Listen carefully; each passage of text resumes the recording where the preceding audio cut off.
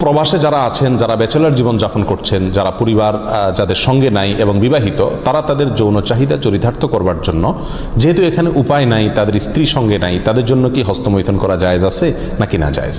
কোরআনে কারীমে আল্লাহ সুবহানাহু ওয়া তাআলা বলেছেন, ওয়াল্লাযীনা হুম লিফুরুজিহিম হাফিজুন ইল্লা আলা আজওয়াজিহিম আও মা মালাকাত আইমানুহুম ফাইন্নাহুম গায়রু মালুমিন ওয়া ফামান ইবতাগা ওয়ারাআ যালিক ফাউলাইকা হুমুল আদুন। তিনটি আয়াত আল্লাহ তাআলা বলেছেন, কৃতদাসী এবং নিজের স্ত্রী, এই দুই শ্রেণী ছাড়া, এই দুটি ক্ষেত্র ছাড়া অন্য কোনো জায়গা যাদের লজ্জাস্থানকে তারা ব্যবহার করে না, সেই সমস্ত লোকেরা সফল মোমেন, তারা সার্থক মোমেন।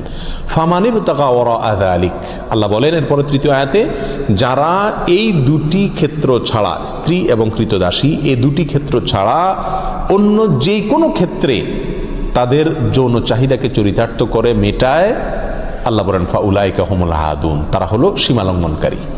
তাহলে এই আয়াতের আলোকে পরিষ্কারভাবে একজন মুমিনের জন্য হস্তমৈথুন করার কোনো অধিকার, কোনো সুযোগ, কোনো অনুমতি ইসলামী শরীয়তে নাই। এটা হারাম এবং কবিরা গুনাহসমূহের মধ্যে থেকে একটি।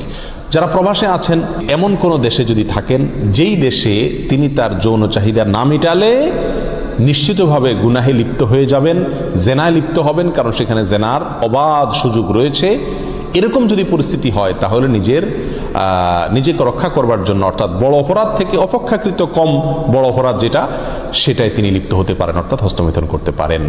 এটা কোনো উলামা ইকরামের মত। অবশ্য অন্য উলামা ইকরাম বলেছেন সর্বাবস্থায় হস্তমৈথুন করা কি হারাম।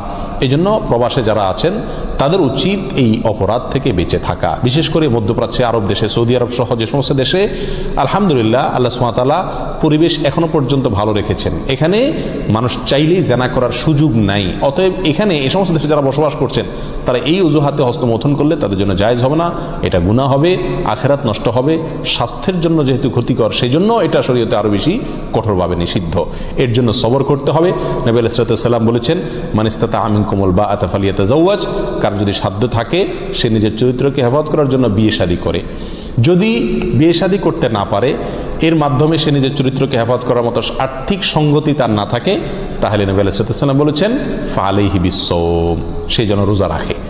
যদি রোজা রাখে তাহলে ইনশাআল্লাহ তার যৌন যে উত্তেজনা আছে সেটা প্রশমিত হবে, কিন্তু কোনো অবস্থাতেই হস্তমৈথুনের অনুমতি নাই। শুধুমাত্র কোনো উলামা ইকরাম অনুমতি দিয়েছেন ওই ব্যক্তির জন্য যে ব্যক্তি এমন কোনো পরিবেশে আছে যে পরিবেশে এটা না করলে তার আর নিজের চরিত্রকে রক্ষা করাবার বা জেনা থেকে বাঁচবার কোনো সুযোগ নাই। আল্লাহ তাআলা আমাদেরকে সবাইকে গুনাহ থেকে বেঁচে থাকার মতো ঈমানি শক্তি নসিব করেন। যদি কেউ এই বদঅভ্যাসে আক্রান্ত হয়ে যায়, তার এই বদঅভ্যাস থেকে মুক্তির একটা অন্যতম উপায় হলো কোনো অবস্থাতে তিনি একাকী থাকবেন না কোথাও। ইনশাআল্লাহ এর মাধ্যমেই আল্লাহ সুবহানাহু ওয়া তাআলা তাকে আশা করা যায় হেফাজত করবেন এবং বদঅভ্যাস থেকে তিনি বের হয়ে আসতে পারবেন। আল্লাহ আমাদের সবাইকে হেফাজত করুন।